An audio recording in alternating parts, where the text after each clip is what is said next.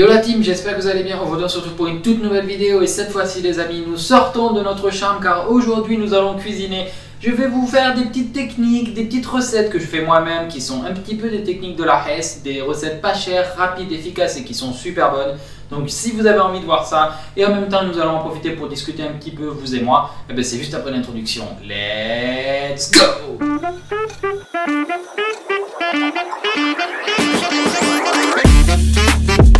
Alors ce soir j'ai des amis qui viennent manger et tout simplement j'avais envie de faire trois petits trucs. Donc je vais faire une salade de pâtes, je voudrais faire aussi des pizzas pour la Chandeleur, des pizzas, pas du tout. Je voulais faire des crêpes, des crêpes pour la Chandeleur, ce serait peut-être mieux que des pizzas effectivement.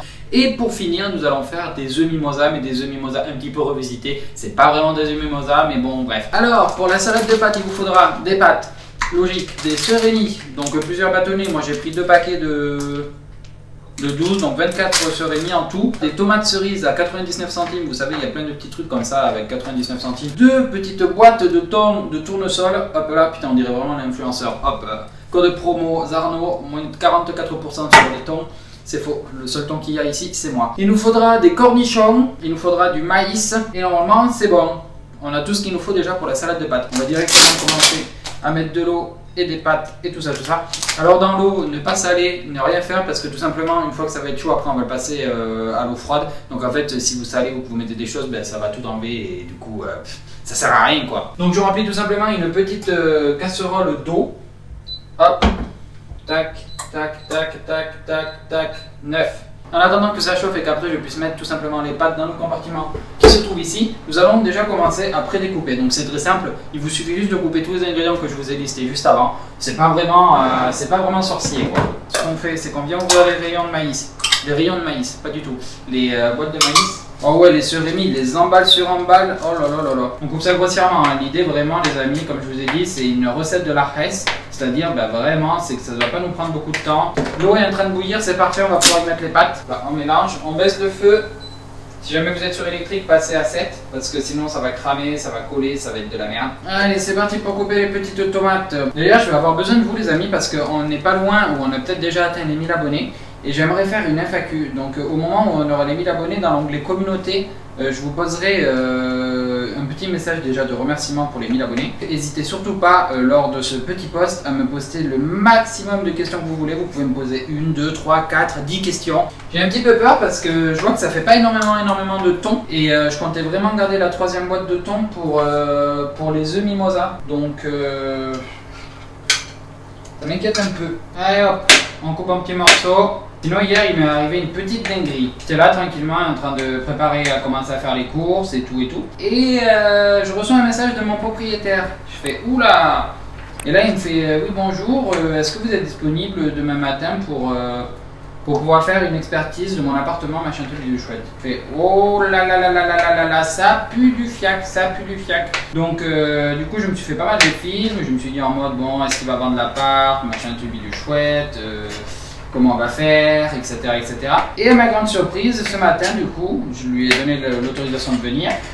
Ils ont fait l'expertise et effectivement, ils m'annoncent bien qu'ils vendent mon appart. Donc, je sais pas trop comment ça va se passer pour la suite. Il m'a dit, si jamais je vends l'appart et tout, machin truc, vous êtes prioritaire.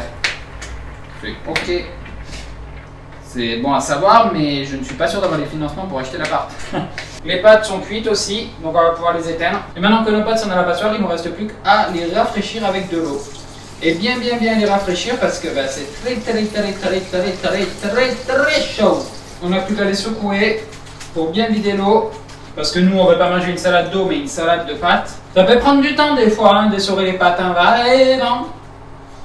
Hop là, c'est bon, c'est parfait. On vient y ajouter les petits cornichons qu'on a coupés juste avant. Et voilà notre salade de pâtes les amis. N'est-elle pas belle franchement? Donnez-lui une note sur 10. Elle a vraiment du flow. Je pense qu'elle peut facilement foudroyer en l'air toutes vos stars d'Instagram. Regardez la gueule qu'elle a. Et au moins celle-là elle est naturelle. Bon maintenant on va passer aux œufs mimosa façon Zarno. Bon, pour faire la recette Made in Zarno il vous faudra tout simplement du fromage à tartiner. Voilà, donc moi c'est de la marque Netto mais il y a des Saint-Maurice, tout ça vous connaissez. Toujours du thon. Donc la miette de thon il nous faudra 104 grammes, bon ça suffit. Il nous faudra 8 œufs. Dont 2 qui vont être broyés avec le reste parce que je les ai pas réussi donc c'était pas très beau. Mais sinon à la base j'avais pas prévu de les broyer mais bon maintenant on va les broyer. Bon c'est très simple du coup on va couper tous les œufs en deux. Hop, Ah oui, tu m'étonnes que ouais, ils sont pas tout à fait cuits. Hein. Et on va récupérer le jaune qu'on va séparer là-dedans. Lui, on le met tel quel parce que ben, vous voyez, je peux pas faire grand-chose. Il va pas être très beau. Vous ouvrez à nouveau une boîte de thon. Hop là. Et vous venez les ajouter tout simplement avec le jaune des œufs. Et pour finir, vous venez y mettre la moitié tout simplement du fromage à tartiner. Comme ceci. Et le reste, vous le remettez au frais. Et si vous avez envie de vous faire des tartines, eh bien faites-vous plaisir. Maintenant que ce mélange visuellement pas très beau est là, vous n'avez plus qu'à tout mélanger, à tout écraser. Il va falloir bien tout mélanger, bien tout écraser. Il faut que ça vous fasse une sorte de rillette qui se mettra tout simplement dans les œufs. En vrai, c'est vraiment cool de reprendre un petit peu les vidéos IRL. Sachez que moi, l'idée sur la chaîne, c'est de pouvoir vous faire des vidéos le dimanche en format IRL. Donc les vidéos avec mes potes, dans la vraie vie, etc. Un peu plus quiz, un peu plus tier list, tout ça. Et les mercredis, ce serait de pouvoir vous donner une vidéo gaming. Alors, est-ce que pour l'instant c'est faisable? Non. Est-ce que je vais essayer de le mettre en place? Oui. Sachant qu'en plus on est quasiment en live tous les soirs de 19h30 jusqu'à 22h30 et plus. Donc ça nous arrive même des fois de finir à 1h du mat, le live, etc. Et voilà le travail les amis. Regardez-moi comment c'est beau. C'est déjà mieux visuellement que ce qu'on avait tout à l'heure. Bon, ça reste quand même pas très beau, mais bon, de toute façon les œufs mimosa, c'est pas ce qu'il y a de textuellement le plus beau. Maintenant, il ne nous reste plus qu'à mettre notre farce de thon sur son lit de fromage, mélanger avec ses œufs frais, dans les œufs tout simplement. Je sais pas pourquoi je prends cet accent, mais je trouve que ça donne un petit côté mucho caliente, tu vois ce que je veux dire? Bah oui, vas-y, je mets tout à côté. Heureusement que c'est mes potes, hein, parce que là, c'est vraiment pas présentable. Hein. Mon Dieu, visuellement, c'est pas tout à fait ça, quoi. Bon, il y a pire, mais... il y a quand même mieux. On va passer aux crêpes maintenant les amis, et sachez que les crêpes c'est ma spécialité. Je suis le roi des crêpes. Alors pour cette recette il vous faudra tout simplement 3 œufs, 600 ml de lait, 300 g de farine, 50 g de beurre. Bon moi je l'ai fondu du coup, je l'ai déjà préparé à être fondu. Du rhum, bon je vous donne pas les quantités parce que vous allez voir dans ma recette, paf le rhum ça y va. 3 cuillères de sucre d'ailleurs, oui j'ai oublié là-haut, hop là. Donc du coup j'ai déjà mis la farine dans mon pot. Il va falloir faire un puits. Bon, jusqu'à là, je pense que je vous apprends rien au niveau des recettes de pâte à crêpes. Hein. Le puits, c'est un peu un incontournable. On va y mettre 3 cuillères à sucre du coup. Donc là, on mélange. Donc moi, j'ai mis une gousse de vanille dans mon sucre. Comme ça ajoute un petit peu plus de goût. Si jamais, n'hésitez pas, c'est super cool. Maintenant, on va verser le beurre au milieu. Donc on le mélange bien. On le mélange bien pour bien que ce soit liquide. On le mélange au milieu du puits. On va venir y casser nos 3 œufs. Hop. Vous faites bien dans cet ordre-là, comme ça vous évite d'utiliser trop de vaisselle. On n'a plus qu'à y verser nos œufs au milieu du puits, encore une fois. Hop là. Et là, il y a tout. Vous prenez le fouet, le meilleur fouet du monde. Bon, moi, c'est pas le meilleur fouet du monde, mais je fouette très bien, donc du coup, c'est parfait. Et il vous reste plus que déjà, premièrement, à mélanger. Alors, l'état de ma cuisine après des pâtes à crêpes, par contre, c'est quelque chose. Donc, autant vous dire qu'à mon avis, ça risque d'être visuellement crade à la fin de la partie. À la fin de la partie, non, mais je me prends vraiment pour un gamer, là, à croire que je suis en train de jouer. Donc du coup là, la pâte quand elle est comme ça, c'est bien. Et maintenant, vous n'avez plus qu'à verser peu à peu votre lait. Vous mélangez jusqu'à que votre pâte n'ait plus du tout de grumeaux. J'y vais doucement parce que je sais à chaque fois comment ça finit. Ça finit qu'il y a du lait sur les murs, de la pâte par terre, en fait, c'est n'importe nawak. Donc avec moi, en plus d'avoir cuisiné, d'avoir passé un bon moment, si jamais vous avez fait les recettes en même temps que moi, eh bien, sachez que vous avez perdu quelques petites calories parce que là, franchement, fouetter comme ça, c'est du sport. Alors on m'a souvent dit pourquoi t'as le bras droit musclé, et ben c'est la pâte à crêpes, c'est pas ce que vous pensiez. Bon du coup la pâte elle ressemble à ça les amis, normalement elle est très bien. Et on va y rajouter notre petit secret qui fait toute la différence, du rhum les amis. Alors moi je suis pas du tout un pro alcool, je déteste l'alcool, je suis anti-drogue, anti-cigarette, anti-alcool, tout ça machin truc. Mais j'avoue que le rhum ça a une bonne odeur, ça parfume bien et une fois que c'est cuit, il n'y a plus du tout d'alcool dans la recette. Alors on nous dit 5 centilitres, 5 centilitres.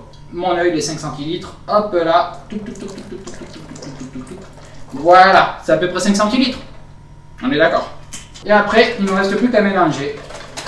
Alors on nous dit oui, il faut laisser reposer la pâte, machin truc, généralement c'est ce que les gens ils préconisent. Moi j'ai envie de vous dire, on n'est pas là pour dormir, donc on va tout simplement aller allumer la plaque et commencer à faire une crêpe pour la goûter.